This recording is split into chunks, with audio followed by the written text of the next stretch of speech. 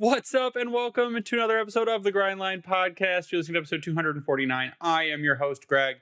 I am here tonight with Ryan and Tyler in just a giant mess of technical difficulties for absolutely everyone, but we're going to get this done because I released a 5-minute major a couple days ago saying we're recording tonight. God damn it, we're recording tonight. We have things to talk about, and it's going to be really fun, and I'm demanding you have fun. How are you guys doing? Well, other than the fact that the Discord chat has officially gone off the rails in terms of nothing related to hockey, not too bad. And for some reason, I have a screen that's flashing like it's having a seizure. Ready to talk hockey and not as jovial as last week, but it is what it is. It's getting better. It'll be better. Don't worry about it. Tyler, how are you? I'm doing great. Apparently, my team and my school that I cheer for is a bunch of cheaters. So that's great since I last joined and spoke with you guys. But the Wings, and I'm not allowed to go to Boston anymore for Red Wings games. So no, please stop. No, you're cut off. I'm going. I already have my tickets for the day after Thanksgiving, Black Friday. Those were like $140 a piece. So yeah, I'm hoping for a win. For what? Their balconies. Yeah, they're nosebleeds. Yeah, of course they are. It's a 1:00 game. It's the Black Friday game, and everybody's got to bring their wife and their kids. So of course the tickets go, through the roof, especially in Boston. Nobody's working, so that helps. Considering the way they're playing too right now, which again makes absolutely no sense. They lose Bergeron, they lose Krejci, and they're still playing as good, if not better, than they were last year, which is absolutely goaltending, shocking. buddy. Goaltending and amazing what good coaching can do for teams that you may not suspect are going. I mean, you still have superstars. Don't get me wrong. Yeah, they still got the Pasternaks and the McAvoys, which McAvoy I think just got suspended for four games. 4 games. I still think that was not enough, but it is what it is. Ryan would disagree with you. Ryan was talking to me today. He's like, that was like a bump in the head. I'm like, dude, you're a Bruins fan. Take your bias out of it. Bump? He did a drive-by. He chicken winged him. He's a repeat offender. He drove his shoulder directly into his face on purpose away from the play. The play wasn't even anywhere near him. It's definitely not even close. Definitely 3 or 4 game suspension, maybe more. I don't know. He's gotten suspended. He's gotten suspended for the same thing before. It should have been 5 or 6 games because he also did it earlier in the game. The same thing to Carter Verhaeghe. The same move that wasn't called. So until they do something like drop the hammer on him, he's not going to stop. So probably still not going to stop regardless of the situation. He's one of those Trouba kind of players where he plays on the edge and he goes over it a lot of the time. So at least player safety got kind of something right. I mean, that's all you're going to give. They spun the wheel, and luckily the wheel landed on a semi-decent punishment. But we have a lot to talk about tonight. So where we're going to start is we're going to start with some housekeeping notes before we move into kind of the bulk. We'll talk a little bit about the skid, the bounce back against the Islanders. Stuff in the Senators' land that's absolutely amazing. But the housekeeping notes up front, probably the biggest one is that Carter Mazur has been activated. He's currently playing right now for the Grand Rapids Griffins, and he's back. So he's off the injured reserve. He is over in Grand Rapids. He's going to get games in there. He's going to get up to speed. And then I would assume if he performs well, that he is pretty high on the depth chart for recalls during the season. If a recall needs to be made because of injury, I would assume Carter Mazur is going to be relatively high on that list because of what he showed, especially in his very, very limited viewing in Grand Rapids last season. But what he did with the University of Denver, I think he's right there. Like, he's right on the edge of being a full-time NHL player. He just needs to get those reps in that recovery in. Yeah, and there needs to be a spot for him to come up and fill too. That's the first and foremost thing. Glad to see he's healthy. Hopefully he can stay healthy and work his way up for when there is a call up, and inevitably there is going to be a player that gets hurt. Hopefully it's not on the first or second line. If it's anybody, obviously you don't want any injuries, but if it is, you want it to be on the third or fourth line, so that way he can kind of work his way up in that sense. And most people do think that he is anywhere from a second to a fourth liner, so hopefully he falls in that category. But we've seen fourth liners become first liners on good teams here in Detroit, so Justin Abdelkader, not to mention names, but we've seen players like that become first liners. And so obviously that's not where he's projected, but you could see that at some point.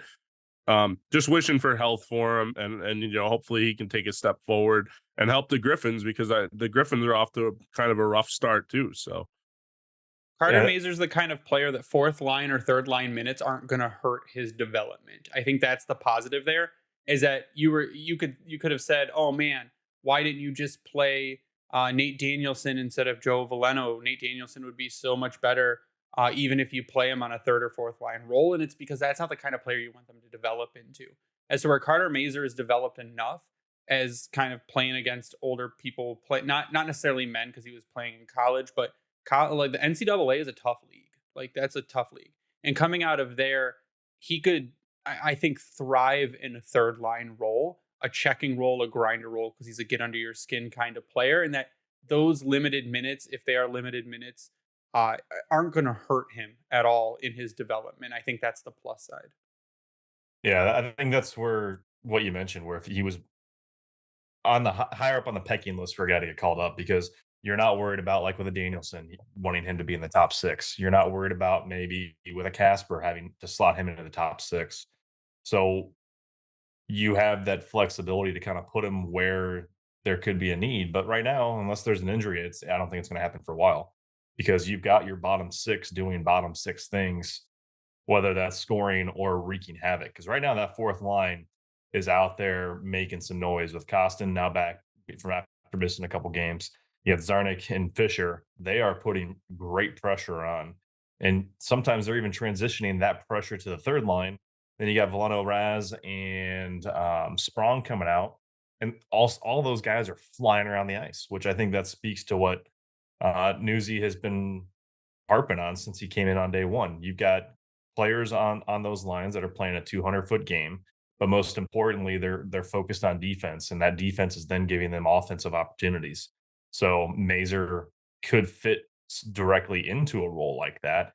It's just going to be a matter of when rather than if. It'll be fun to watch him. He's a player that we had as a dark horse before the season started, as one that could possibly make the NHL roster out of camp. And then he got hurt, so he really didn't get that chance. But I think like I said, I think he's one that is a first in line or really close to first in line for a call up once injuries happen. I think another one that could be high up now is Cross Hannes has looked really good in Grand Rapids. So I think he's another one that is kind of probably towards the top of the recall list. But the other half of that news is Jonathan Berggren was sent back to Grand Rapids. Mhm. And we caught an Ansar Khan flub today. He had tweeted out, it was funny. He's like, Robbie Fabry is back at practice, still expected to miss 4 more weeks. And then like an hour later tweeted, Lalone says Reimer starting tomorrow versus Florida. Fabry ramping it up in practice this week with hopes of playing next week. And then he went back and deleted the tweet that said Fabry's going to be out for like 4 more weeks. So it looks like Robbie Fabry should be back in action, hopefully starting next week until his next injury inevitably occurs. But I think it's a good thing to have Robbie Fabry back. Again, it adds Yeah. Robbie Fabry, when he's in and when he's healthy and he's on, he provides a lot of offense. Mhm. Now, does this team need that much more offense? If you Yeah. go to the games against Boston and you go to the game against Winnipeg, yeah, the offense kind of fell short there. But I would say that was more of a product of playing a lot of slow, lazy hockey during those games instead of What, picking up the pace. So Fabry does help in that regard. yeah, when I feel like from what I noticed in person at that Boston game is when DeBrincat and when Larkin and when Raymond aren't scoring and the power play is not going, this team's not doing anything, because it changed a little bit in the Islanders game, because you had some depth scoring in that game with Sprong and stuff like that, but like it feels like if a guy like Robbie Fabry can come back into the lineup and score even on the fourth line, I mean, that's going to help in terms of depth scoring.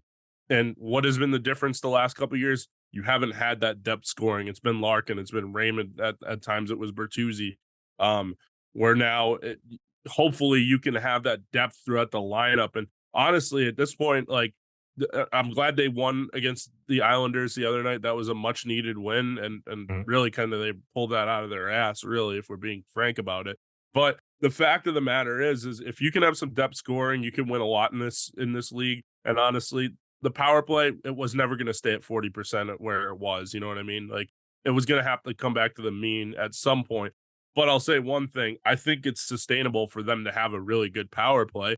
I think that at some point you might see Bear heading the first power play, seeing Sider move back to the second, and then maybe Raymond slides back up to the first unit or something like that. I could see something like that happening. But I mean, it's gone dry a little bit, but I feel like if they stick with it, it'll be fine. Yeah, the biggest thing is you got to think that maybe they got tired or even complacent. I mean, there was a heck of a adrenaline rush, if you will, through those first 5, 6 games. It was similar, I think you could argue, to how they started last season. I mean, you look at the start of last season, they had win, and then a couple overtime games and another win. So they looked kind of fairly solid early on, but then they hit that wall. I mean, they through 10 games last season, they were 5-3-2. But here's where I think the difference has been for them is they had a 31 goals for and 33 goals against. Whereas this season, they're off to a 6-3-1 start, 40 goals for, 31 goals against. That what has really helped them to this point is the power play percentage. Which they're sitting at what, fourth now at a paltry 32.4%. So they're Oh only my god, behind it's so Tampa. terrible. I know it's awful, right? But the teams they're sitting behind are teams you expect to be up there on this list, which is New Jersey at 1. They're still at a 42% rate, which is just crazy. Then you got the Rangers and Tampa, and then Detroit. We're sitting just a little over a point in percentage wise against ahead of Tampa or Toronto, excuse me. Is this maintainable? No, but it does speak a lot to what we talked about prior to the season. Power play in particular has to be one of the things that we see an improvement upon. And we've already, I think, have been blown away through 10 games already. Now, obviously, the percentage is probably going to continue to drop a bit, but if they can have an improvement of what we're shooting for, like 23, 24%, is that what we were trying to hopefully they were going to be at? I mean, 23, 24% right now would still put them at 10, 11 in the league. And for a team, if you look historically back on Wings teams, that's where these playoff level type of rosters that they had put together were at in terms of power play. PK, I still think definitely needs to hunker down a bit, but they've played New Jersey, they've played Tampa, Boston. They're kind of confusing. They're only at a 16.5% rate, but they're still high firepower teams. Pittsburgh was mixed in there. I mean, if they can clean up some, I don't want to call it gaffes, but just kind of they're a little slow to react. It seems like sometimes on the PK, but it's not the worst. So that's still going to be a huge focus for me. I mean, they're actually ranked 13th in the league with 81.1% on the PK. So you're not in a terrible spot, but I would like to see that rise a little bit. But with the way power plays are across the league, anyways, you've got your top players on the ice for almost 2 minutes half the time, and it's just going to be difficult because so They take to way too many penalties still. Way too many stupid penalties. I know people wanna blame the refs, and I'll agree with you, Ryan, specifically. The refs, they call things that they shouldn't call, and then they don't call things that they should call. It's very inconsistent, I agree with that. yeah. But I'll say one thing: when you take a penalty, albeit a stupid one, you have to kill it off.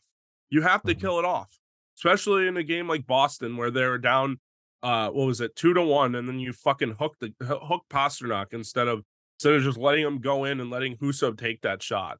You can't do that, especially Yeah. given Pasternak a penalty shot, which he's already scored on one this year. You have to be smarter than that. David Perron taking stupid penalties. That one against the Islanders where they scored on the power play to tie I the will game. disagree with the one on the Islanders that was an absolute dive.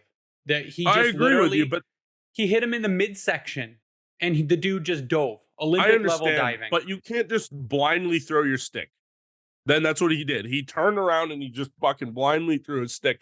And as soon as he did that, the guy tripped over it, and that was the penalty. I don't agree with the call. I agree with you, but you can't put yourself in that situation. You maybe turn around and poke instead of turning around and chopping your stick down and not looking where your stick's going to go. You have to have control of your stick.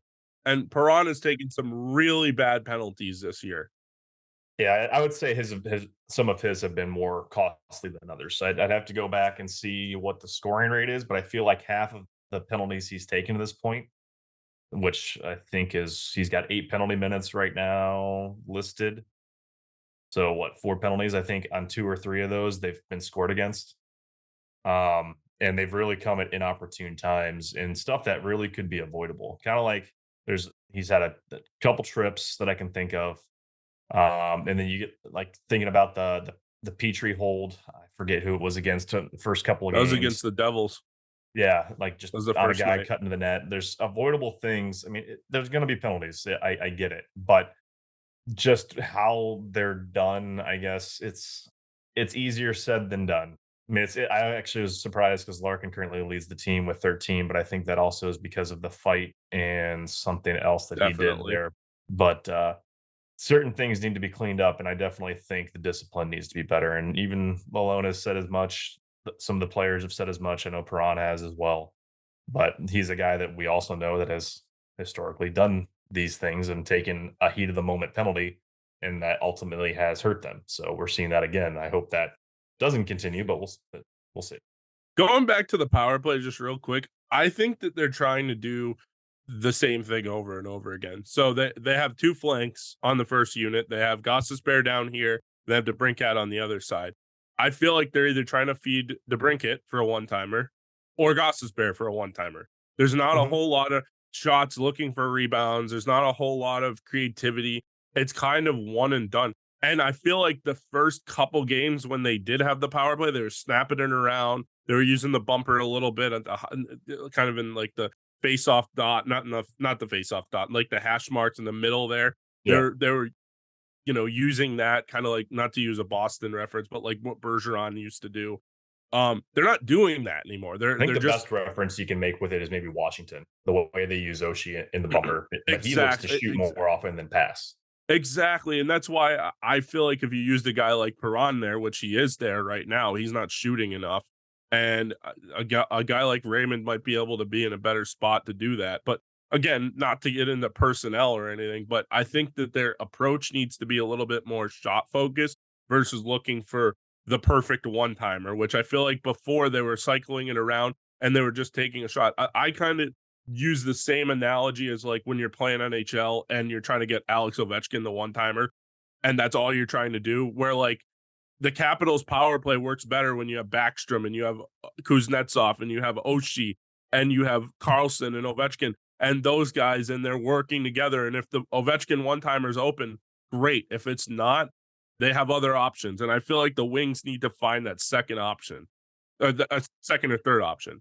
The last couple of games I've seen the Caps, they've been moving Ovi around a little bit more, and I think if I remember, I heard correctly, they have a new power play coach or assistant that took over the power play, and he's kind of changed things up, and they've got a little more motion brought in, but they still use the bumper pretty heavily. And I think to your point with the Wings, and for a while they were getting really good with that triangle and off the circle, and the guy at the hash, and then whoever was in front of the net was dropping down below the goal line right there to either move it to the backside or bring it back up the boards near side. So if I mean that right there, I think helps them a lot to try to move things around. So we'll see what happens. But either way, I'm still happy with how it looks. Yeah, I think you're right. There was a lot more movement, and they do look maybe a little bit more rigid on the power play now, but the movement seems to still be there. Able to Mhm. cycle, they're able to control the puck. It's just when they're trying to shoot, they're doing the same thing over and over again. And so, like, Yeah. Mo was a big one for me in the game against the Islanders, where he had the puck and he held it, and I'm like, Mo, you need to shoot this puck. But every time he elected to pass it, I'm like, if you would just got it on net for someone in front to try to clean up, you may have had better looks there, but he kept electing to pass the puck. Now, eventually, he did get a good backdoor pass to JT Compher That was so for a pretty. beautiful goal. Absolutely beautiful. And Mo, for what it's worth, Mo is on a point per game pace currently, which is fantastic. 10 points, Yeah. 10 games, great looks. Mo has slacked defensively. So that is, he's given up some of the defense for offense. And it's shown in games like Boston, it's shown in games like Winnipeg. You can look at the game charts. The Mo is below average defensively when he is above average offensively. So there is some give and take there. And if you're trying to drive offense, Mo can do it. He's shown he can do it. He's a great setup guy. But you saw him get caught flat-footed on the Casey Cizikas goal, where he was gassed. He was on the ice for too long. He was gassed coming back, and he got beat. Now, he did as much as he could to try to drive him wide without taking a penalty. And I agree that Husso should have had that goal, but it is a situation that you can't get yourself caught in. I think on the contrary from the Pasternak one, I think on the contrary, he should have taken Cizikas down because Cizikas is not, he's a fourth line grinder and maybe he scores on the penalty shot, but you take him down, you make a fourth liner take the penalty shot and he's probably not going to score on it, right? I mean, yeah, he scored on the breakaway, but you take or they could just give him a penalty and then you've got to kill 2 minutes on a time where you're already having a decently rough time killing penalties. Yeah, for the angle he took in, I don't think you would have got a penalty shot out of that. That's fine. Take the penalty then. I mean, nah. No, I'd hope that Husso has his pads down and can block off a corner and not let it sneak by his foot. That's what I'm banking on. That was a little in that weak situation. Goal, I feel like it was. I agree. In an otherwise absolutely lights out performance, that was a weak goal because Husso saved them in that Islanders game for the most part. Yeah. I'll say one other thing that I noticed too in the Boston game, and actually two quick things. First of which, they pinch way too much. The defense does on all the pairs. They don't pinch smartly. Now sometimes they do it and it's good, and when it works, it works. But there's times where they pinch and they give up a 2-on-1. I think there was like 3 or 4 2-on-1s, 3-on-1s against Boston. And you can't do that against good teams if you think you're going to be a playoff team. I cannot stress to you enough. You cannot give up odd man rushes like that. Well, we talked about that really since the start of the season. You look at like Tampa in particular, it seemed like nonstop bombardment of odd man rushes going back the other way and breakaways. We saw it with New Jersey. Like these teams that have speed, you got to be smarter with. And it also, I mean, it kind of speaks to what we've seen from the Wings so far to this point, though, is that they are aggressive offensively, and it's paid off for them to this point. Like I said, we've already seen a 10-goal swing in the goals for and against in comparison to this point last year, which is huge. And the record now speaks to it. We've got 2 guys still top 10 in scoring because of it. I think it's going to be finding that sweet spot, and they're going to learn and adjust as the season goes on because you have to, or you're going to be treading water pretty quickly. The other thing I was just going to bring it up too, and I don't know if the numbers match this. I didn't look at this too closely, but it felt like in the Boston game and part of the Islanders game, every time I looked up, the third and the fourth line was out there. I don't understand that. I don't know if it's just because of the penalties, things got jumbled up. I don't know if it was just like, okay, this is the matchup we like. We're going to go Zarnik's line against the Barzell line, or Zarnik's line against the formerly the Bergeron line, now the Zacha line with Marchand and Pasternak. I didn't understand that, why you wouldn't go 1 versus 1. I know they have their analytics department and what have you, but it just feels like the third and fourth line is out there. And if you're going to get scoring, I mean, yeah, you have to have depth scoring, but you need to have your first and second lines out there to score goals in this league. Yeah, I mean, time on ice, it doesn't look like nothing really stands out for the Boston game in particular. I mean, Larkin still had over 20. You have DeBrincat at 17. I mean, there was 10 minutes of penalties that Detroit had, so there's a shift in how things would have looked. I mean, he had Joe Veleno with 16 and a half. He had more than Compher, Raymond, and Perron. That could have been the $18 Molsons that I was buying at TD Garden. God, Could Tyler. I think Dude, $18, and that's without a tip. I thought 13 was bad at LCA. Dude, that's awful. And it's not even the cans; it's the little 22-ounce what you call it, the aluminum cups. bottles. Oh, no, plastic cups. Yeah. Jeez. So if you look at the standings right now in the Eastern Conference, the Red Wings are still second in the Atlantic with 13 points. Boston, they have 17 points. They have won 8 and lost 1 in overtime. The big difference for Boston is their defense and goaltending. They only have 29 goals for. The Red Wings have 40 goals for. I believe we lead. We lead for goals for our division. Second place in goals for is a tie between The Lightning and the Senators with 32. The Bruins have 29 goals for, but they only have 14 goals against. The second lowest goals against is 23, and that is the Florida Panthers. So we have, let's see, the Red Wings have 31 goals against. So that's a difference. We're The first Red Wings, right now, currently sit with one game in hand on LA, but we're first in the league in scoring right now yeah. So that's the big difference. as a team. Yzerman brought in scoring, and that's good, but Bruins goaltending is apparently still insane. So until something happens there, I don't see anything changing, and their defense has been good. They're not scoring as much, but they're finding other ways to win games.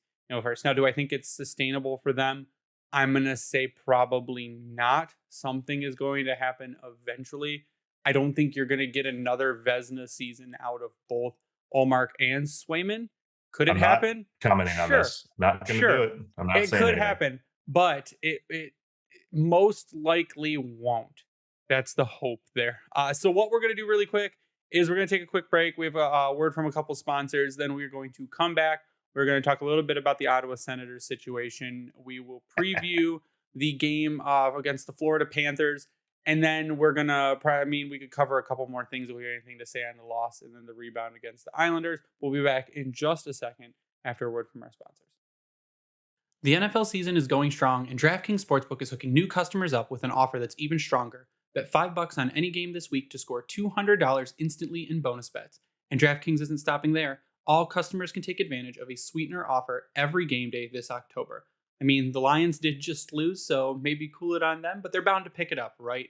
Get in on the game day greatness. Download the DraftKings Sportsbook app now and use code THPN. New customers can score $200 instantly in bonus bets when you bet $5 on the NFL. That's code THPN, only on DraftKings Sportsbook, an official sports betting partner of the NFL. The crown is yours. Gambling problem? Call 1-800-GAMBLER or visit www.1800gambler.net. In New York, call 877-8-HOPENY or text HOPENY. In Connecticut, help is available for problem gambling. Call 888-789-7777 or visit ccpg.org. Please play responsibly. On behalf of Boot Hill Casino Resort, licensee partner Golden Nugget Lake Charles. 21 plus, age varies by jurisdiction. Void in Ontario. Bonus bets expire 168 hours after issuance. See sportsbook.draftkings.com/football. Terms for eligibility and deposit restrictions. Terms and responsible gaming resources. You know that the second October is over and November hits, the holiday season gets into full swing. We take down the pumpkins, break out the Mariah Carey, and do a lot of shopping. It may be too early to start decorating for the holidays, but it's never too early to start your holiday shopping. Why not take care of it now before the crowds and packed calendars make shopping a total nightmare, especially when you can get some of the best deals of the season well before Black Friday. You can shop Raycon products right now and save up to 50% because their early Black Friday sale is going on now. You've heard me talk about Raycon products before, how their audio products provide great sound quality and battery life, and that they're moving into the home space with things like air purifiers and water purifiers. But Raycon first made a name for themselves in the audio space with products like their everyday earbuds, known for delivering high quality and thoughtful features like 32-hour battery life and a perfect in-ear fit for all-day wear and lasting comfort. In this past year, they expanded their entire business with the introduction of Raycon Home and Raycon Power Tech. Their faucet filter ultra filters the water in your tap against chlorine and heavy metals. It's a must-have for ensuring the water you use to wash your face and brush your teeth is, actually clean. Raycon is known for delivering high quality and thoughtful features at half the price of other premium tech brands. It's no wonder their products have racked up tens of thousands of 5-star reviews. To get everyone in the holiday shopping spirit a bit early, Raycon is currently offering 20% off everything on their site with select products up to 50% off. So beat the crowds and save now. Trust me, you do not want to miss out on Raycon's early Black Friday sale. Hurry now to buyraycon.com/THPN to get 20 to 50% off site-wide. That's buyraycon.com/THPN to score up to 50% off Raycon products. buyraycon.com/THPN. And we're back, and we are going to talk a little bit about the win against the New York Islanders that ultimately got us off of the 3-game skid. And I think the first thing I wanted to bring up about it was just give some huge praise to JT Compher for being an absolute stud in this game. He was the only Red Wing on the team who had above average production in both offense and defense. All of his bars were blue. If you look at hockey stat cards, all his bars were in the positive. He was the best player that game, followed by Mo Sider and Jake Wallman, who really picked it up against the Islanders. Like I said, I thought the defense kind of fell behind a little bit against the Jets and against the Bruins. Not so much against the Kraken, That is one game where the penalties absolutely pissed me off. The stick throw Yeah. and everything. It was absolutely insane. But the Islanders game where they were able to pull it out 4-3 in overtime. Again, huge shout to Lucas Raymond with an absolute beauty in overtime with JT Compher. It was a good game. Now, it was a bad game from Ben Sherratt and Jeff Petrie. It was an objectively bad game from Dylan Larkin and Alex DeBrincat. But this is where your depth comes in, and your depth Mhm. is able to take over a game and win for you. The guys, when you have off games in Larkin and you have off games in DeBrincat, like you will, it's an 82 game season. When that happens, but guys like JT Compher can pick it up. Guys like Andrew Kopp and David Perron, that second line of Kopp, Compher, and Perron was great. That whole game was great. Besides the penalty that we talked about earlier from Perron, was awesome, and that's what you needed. You need they bumped. We had noticed and we had been talking about on Twitter that the Rasmussen and and Compher line was not working. It just wasn't. It wasn't providing offense. It was providing defense, but it wasn't providing offense. And just swapping those two. Now I might have swapped Daniel Sprong there, but just swapping those two and putting Perron on that line seemed to really spark it, and it worked out really well. Yeah, you can't ask for much more in terms of depth scoring and support. And it's one that we've been harping on is that this team finally has that. And yes, there were that 3-game skid where no one was really getting anything accomplished for that matter. And the fact that they were down 2-0 and managed to bring it back even, I think speaks like no other. I mean, they actually took the lead back, I should say. So they're down 2-0. Right, 1-2. Then they Yeah, score 3 goals in a row, yep. go up 1, but then, of course, the Perron penalty, then they finally got a power play goal shortly after that. But I think what's important is, again, they got a point out of it on the road against a A playoff potential team. playoff team. So that and against probably one of the best goalies in hockey, again. So Sorokin, he played absolutely out of his mind. I think you could argue maybe that the Sprong goal that kind of sparked it for Detroit was soft, but it was also a great play because you went back against the It grain was as finesse, Ryan. That was a finesse. We're finesse gonna go goal. finesse on that one. I'll take it. He toe But dragged the hell out of that. he did, and it was the way that he came back across the middle. It kind of reminded me of the Hughes goal against Detroit, and what Yep. he actually tries to abuse more often than not is cut hard to the middle of the ice and go back the opposite way that the goalie was going. But Sprong was coming the opposite way of what uh, Hughes will typically do. He's actually coming off the weak side instead of the strong side there. But that's what you like to see and are hoping to see, especially from a guy like Sprong, because we know that he's not afraid to shoot.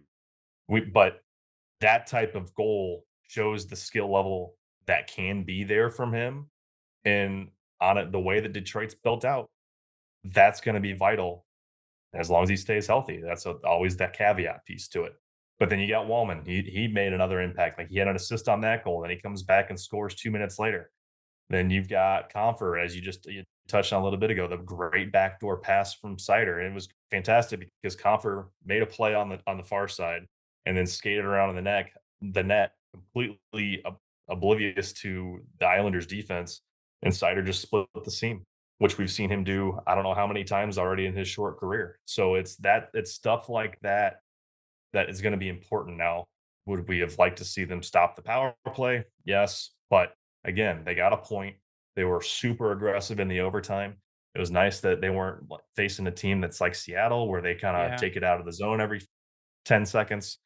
But like the Raymond goal, for instance, him and Compher made fantastic plays. Compher rings one off the crossbar, and then they chase the puck down. Did Mo get a piece of that puck going backwards to spring him going within the zone, or did it go off the Islander player's stick? You talking about the overtime goal? Yeah, when he pinched at the blue line. Mo got it. I think it was Mo to Raymond to Compher back to Raymond. Yeah. So Mo didn't get the assist, but the pressure he put on the Islanders player at the blue line helped let Raymond retrieve it. Ended up being more or less a 2-on-0, Yep. mild 2-on-1. Yep. And I love what Raymond did in this sequence. Like they set it up the exact same way at 10, 15 seconds prior, where Compher ringed one off the crossbar. We passed it across the slot to the opposite circle. But what was great for Raymond is that he kept doing the whole piece of going to the net, which we've Yep. seen, I think, a lot from Wings players, is they are driving the net hard this year. but in a good way. They're not just bulldozing their way to the goalie to try to make something crazy happen. He made the pass, got back up on his horse, and hit that for a quick tap in on the back door, and it was fantastic. And like it's simple but so effective in what you want to see from especially a guy like Raymond. Yeah, I think the big takeaway was battling through adversity. Mhm. Where in last season, even more so in the season before, if they were down 2-0, they'd roll over. They'd be done. And especially after coming off 3 losses in a row, like a tough loss against Seattle, 2 brutal losses against the Jets and the Bruins. They'd come out flat. They'd play flat. If they went down a couple goals, they would just coast the rest of the game. Be over. They fought back.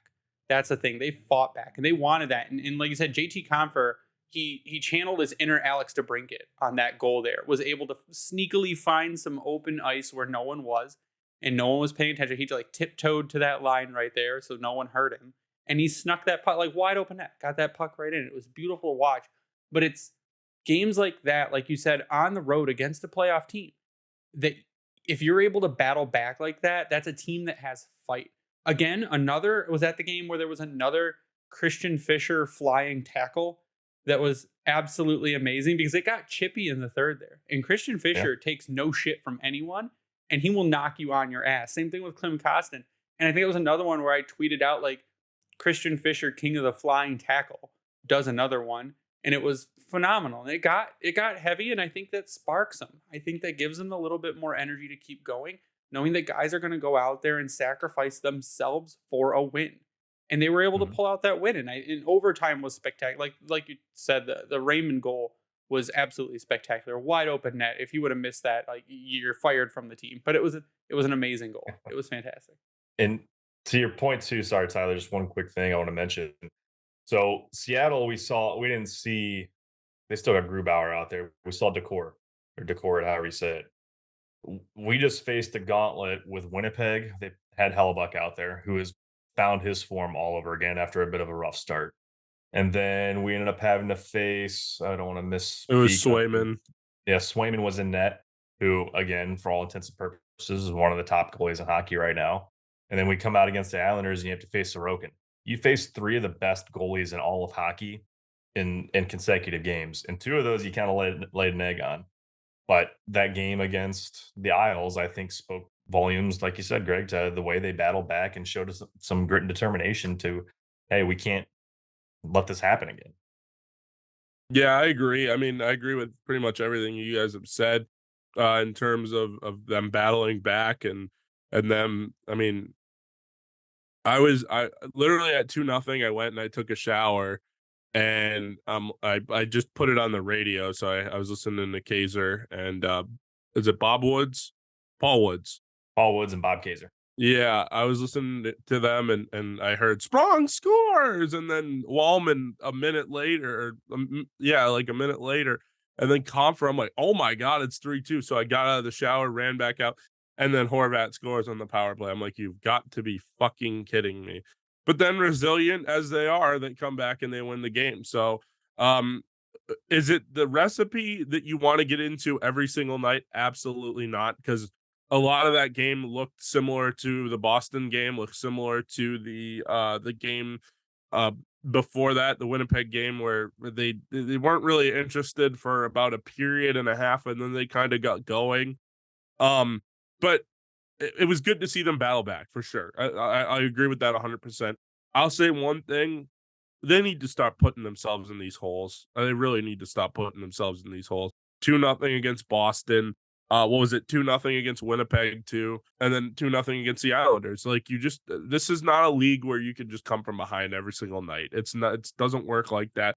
They don't have the firepower to do that. Yes, DeBrincat, yes, Larkin and Raymond is a really good first line, but is it a McKinnon, Rantanen, and Landeskog first line? And I know Landeskog's hurt, but you get the point. Is it that kind of firepower? No, they don't have that. So you can't live fighting back like that. However, it is a good characteristic to be able to have. It's good that when you get down 2-3-0, you're still willing to fight. You're still willing to lay the body out there. You're still willing to try and come back and win the game. And lucky for them, they were able to do it. Now let's see how they can build on it. So we're gonna take a minute. We've got a little bit of time left. We're gonna take a minute to do a little Sens corner here, which I am now calling unparalleled sadness.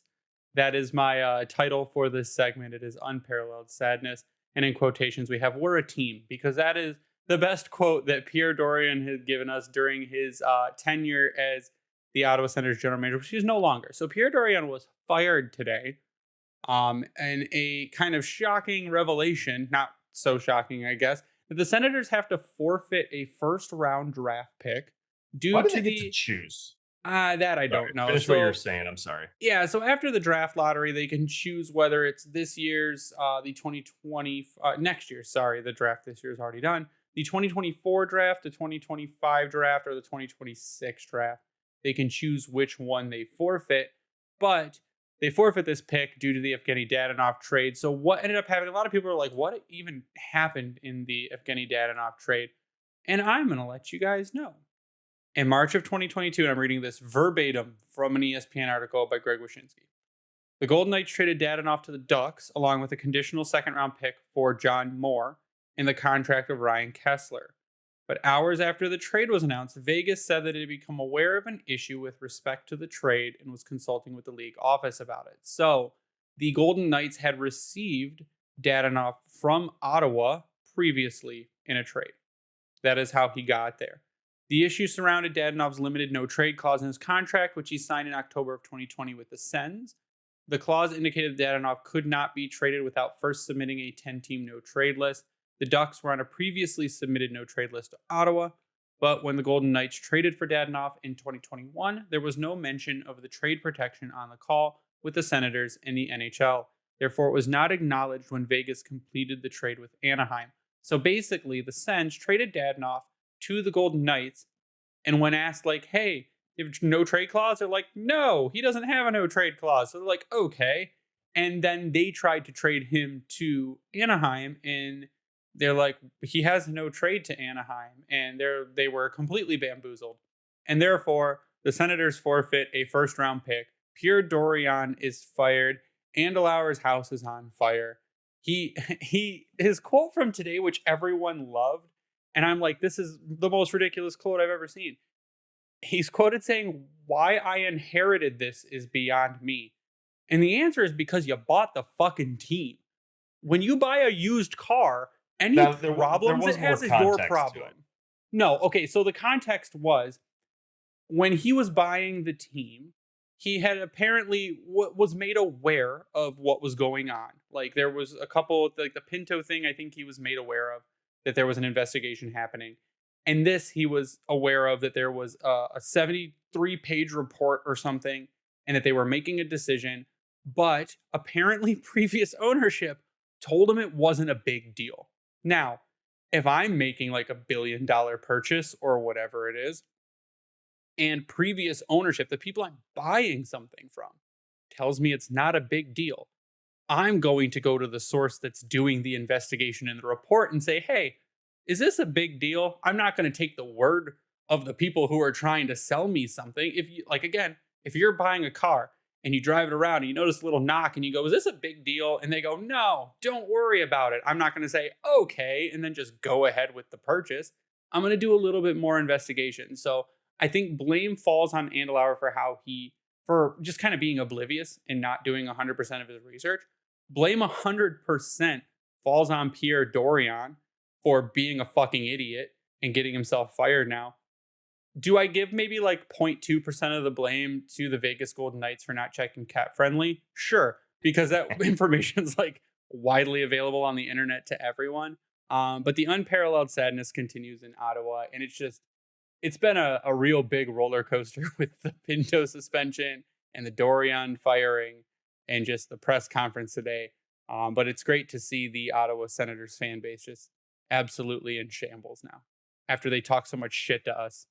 I mean, I don't blame him for saying, and I'm going to go back to the quote of why I inherited it. Like, why did it take so long for the NHL to get to it? I mean, it's kind of a rhetorical question because we see how they handle things in general, but it's not like this was an unknown for an investigation that needed to take place. Like, you could have been like, "Hey, you're losing your first round pick next year." or in 2 years. Like you could have just been like, boom, you screwed this up because you're an idiot, and it could have been already handled and over with. Maybe Dorian would have been fired back at that point. Doubt it, but because Malenik, but we're now to this I'm point. sorry, because of who?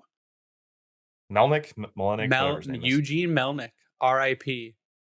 person that is no longer with us, unfortunately. It's almost like he was waiting for a reason to jettison Dorian at this point, the new owner. And the Pinto, you can say what you want there in terms of what he did or didn't do. Like it was just a weird situation. It kind of reminds me of the Jameson Williams thing with the Lions. Um, but this one, it's funny that this is the straw that he finally had to break to make things happen. Like of all things, that was losing a first round pick, even though you're going to get one from Detroit or Boston over the next 2 seasons as an extra one. Like it doesn't make a lot of sense why that was the move to happen. Maybe it's because they're in salary cap hell. Maybe that could be part of it. And this was another reason. Like, hey, you continue to put us in a shitty situation, so I don't want to deal with this much longer. I don't know.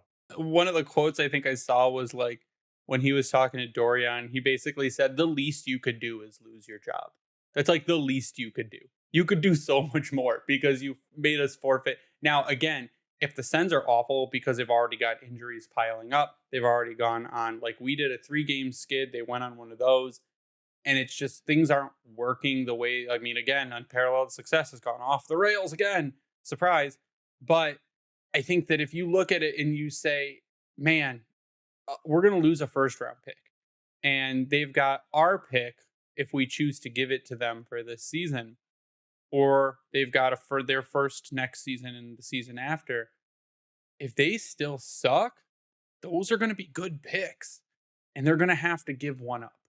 And if Mhm. I'm Detroit and I look at the Senators and look at where they're going and look at their garbage prospect pool, I'm going, you know what? We're going to push that pick to next season.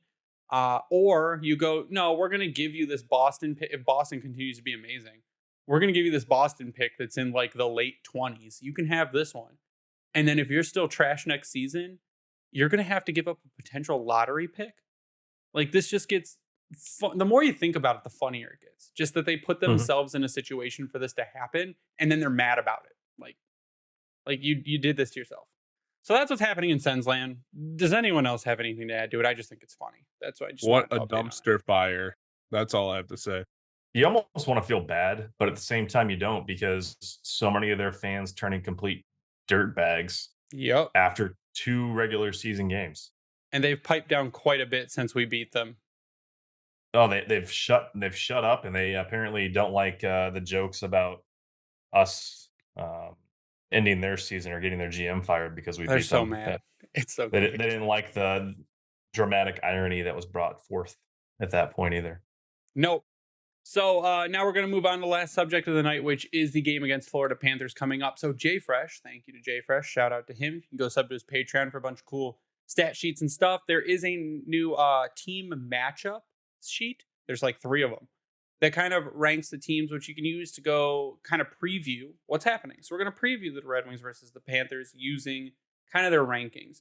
So the first one I'm going to throw up is the Red Wings versus Panthers and kind of their ranks for goals for and goals against. So 5v5 goals for the Red Wings rank 5 currently, where the Panthers rank 20. The 5v5 expected goals for the Red Wings are like they should rank 22nd, but they don't. They rank 5th. The Florida's ranked 23rd. 5v5 Corsi for, though, the Red Wings are ranked 23rd, which means we're lower on the spectrum of controlling the puck on 5-on-5. We have less, we control the puck less than a lot of other teams do at 5-on-5, as to where the Florida Panthers 5v5 Corsi 4 ranks 6th. So what I kind of gather from that is that I feel like the Florida, based on this, at 5-on-5, the Florida Panthers will probably control the puck more than the Red Wings, based on where they currently lay. For power play goals, the Red Wings rank 5th, as where the Panthers rank 22nd. Like we said, we've got a really good power play. And if that keeps up, it's a good sign because their power play is apparently pretty bad.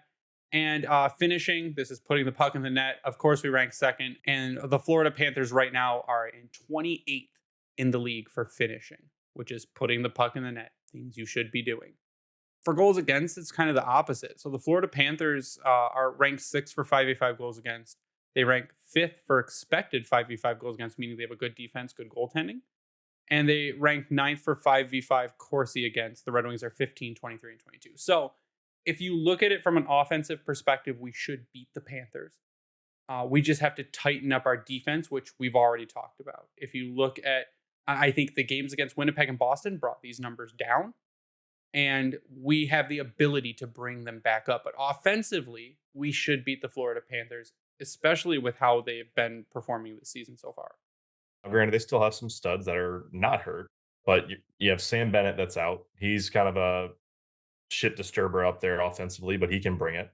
Aaron Ekblad and Brandon Montour in the back end are great drivers of offense, especially Ekblad.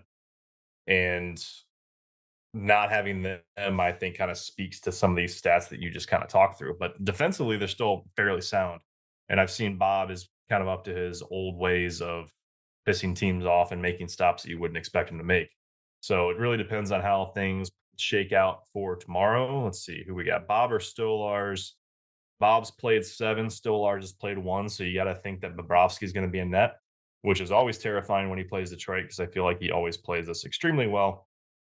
And I'm all looking forward to that. But I mean, as a whole, though, they're averaging only 2.88 goals a game, which puts the Panthers at where they're 10th in goals against in the league right now, with only 23 allowed over 8 games. 2.88 goals a game against, and 2.75 goals for per game right now. So they're not scoring, but they're also not letting in a lot either.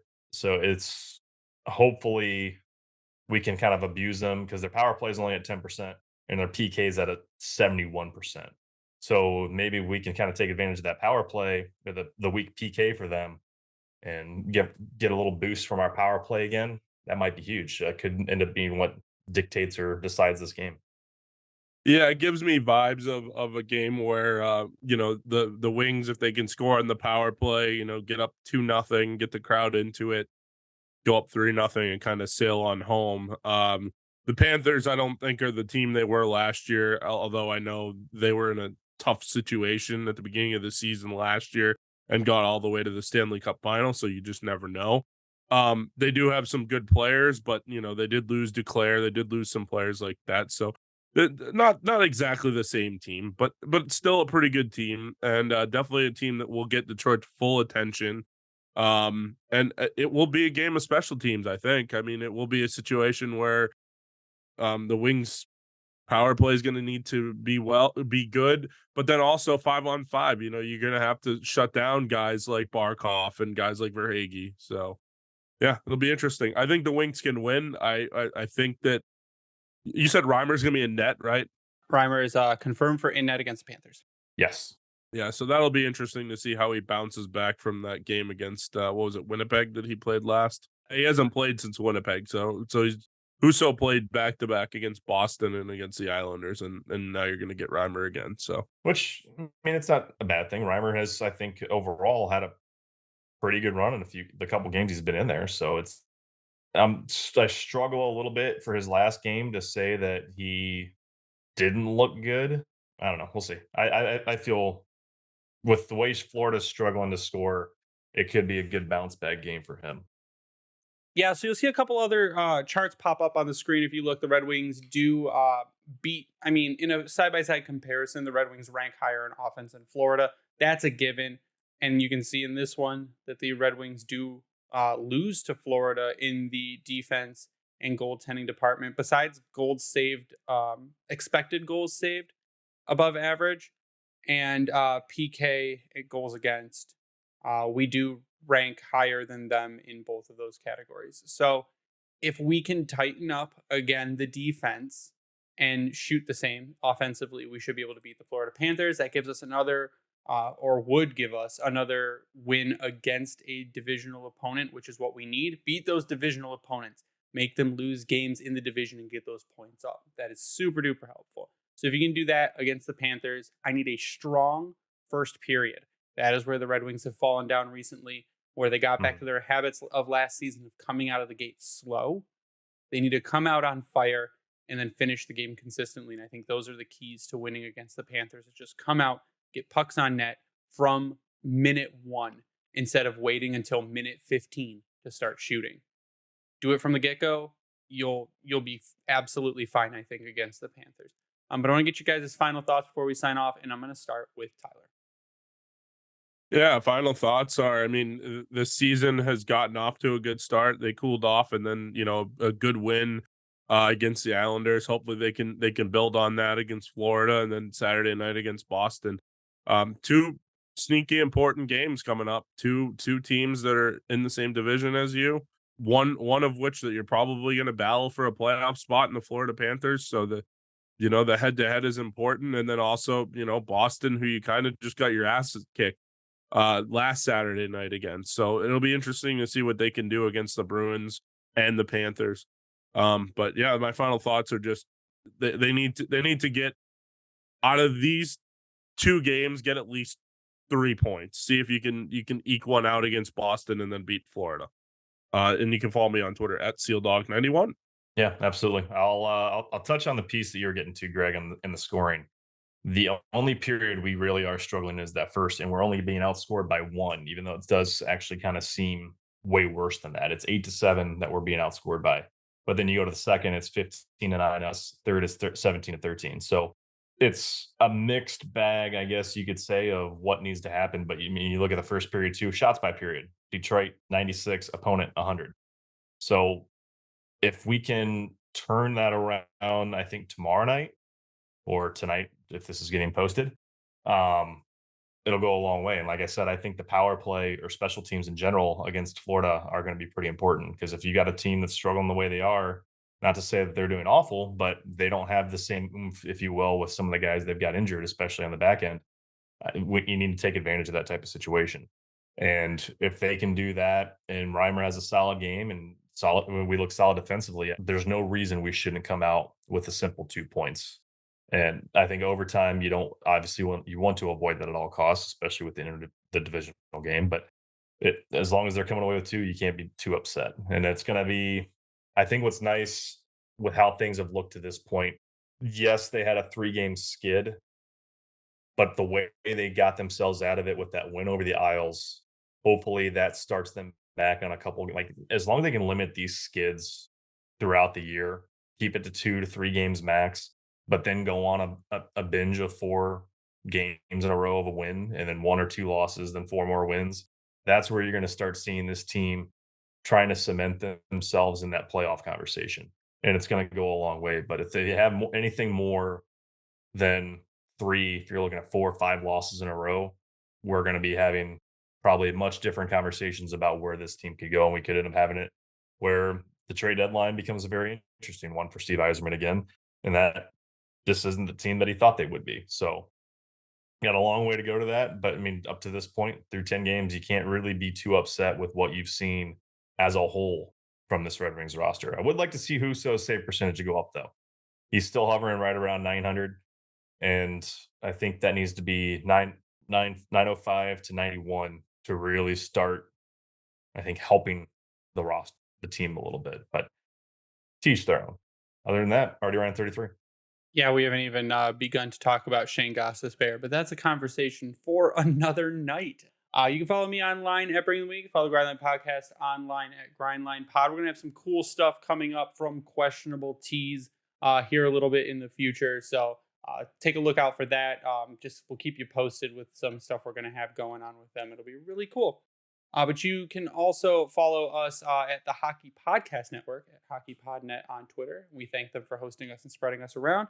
Big shout out to Vintage Detroit, which is the only place you get your Detroit jerseys from and worked on. If you use code GRINDLINE on Bring Hockey Back, you'll get 12% off of your purchase. You can also check out our merch on redbubble.com by searching the Grindline, and go sub to our YouTube. Go to youtube.com, search the Grindline. We are there. I put up 5-minute majors. I put up videos. I'm putting up 5-minute majors now on podcast platforms. So you'll be able to download them there too. Little just quick 5-minute audio files and videos you can watch wherever you need a break from work, you're on lunch, whatever. It'll be short updates whenever things happen during the week and we're not recording. But that is going to do it for us tonight. So for Ryan and Tyler. I am Greg. You stay classy, Hockey Town.